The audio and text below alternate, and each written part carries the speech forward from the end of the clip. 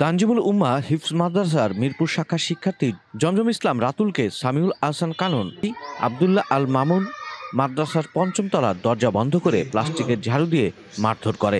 গত 4 মার্চ মঙ্গলবার দুপুর 3টায় জমজমের সাথে কাননের পাওনা টাকা নিয়ে কথা কাটাকাটি হয়। কথা কাটাকাটির এক পর্যায়ে জমজম নিজে ও তার সাথে ইয়াসিন ও মামুনকে নিয়ে কাননকে বেধড়ক মারধর করে। রাতে কানন প্রতিশোধ নেওয়ার জন্য তারাবির সময় অপর 2জন ছাত্রদের নিয়ে জমজমকে প্লাস্টিকের ঝাড়ু দিয়ে মারধর করে। এই ঘটনা জমজমের পরিবারের সদস্য জানতে পেরে ভয়ানক ক্ষেপে যায় এবং জমজম ইসলামের বড় ভাই কাইফ ইসলাম মিতুল বহিরাগত লোকজন নিয়ে মাদ্রাসায় এসে দায়িত্বরত শিক্ষক কোঅর্ডিনেটর ফোরকান আহমেদকে কিল ঘুষি এবং লাথি মেরে শারীরিকভাবে মারাত্মক জখম এবং লাঞ্ছিত করে ও অফিসের গুরুত্বপূর্ণ জিনিসপত্র ভাঙচুর ও ক্ষতিগ্রস্ত করে।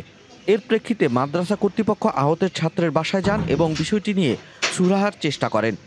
তাদের দাবির পরিপ্রেক্ষিতে মাদ্রাসা কর্তৃপক্ষ দায়িত্বপ্রাপ্ত কোঅর্ডিনেটরকে বরখাস্ত করেন। তারপরও তারা বহিরাগত লোক নিয়ে এসে মাদ্রাসা বন্ধ করে দেওয়ার হুমকি ধামকি দেয় এবং থানায় উল্লেখিত ছাত্র এবং শিক্ষক ফোরকান আহমেদ সহ অজ্ঞাতনামা শিক্ষকের বিরুদ্ধে রূপনগর থানায় একটি সিআর মামলা রুজু করেন।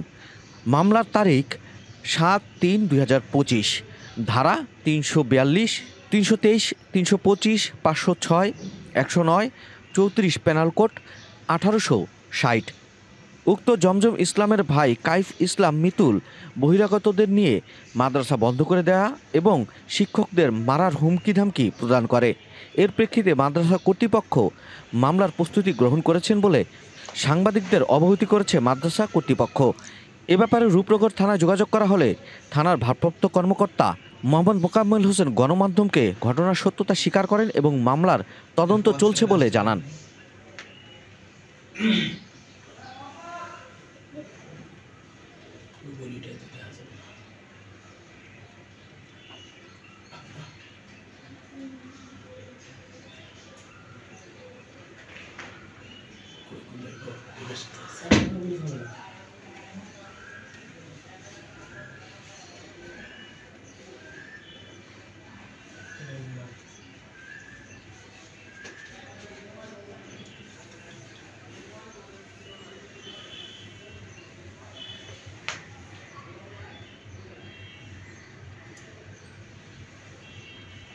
Ana होता है बहुत रुपया दिया मुझे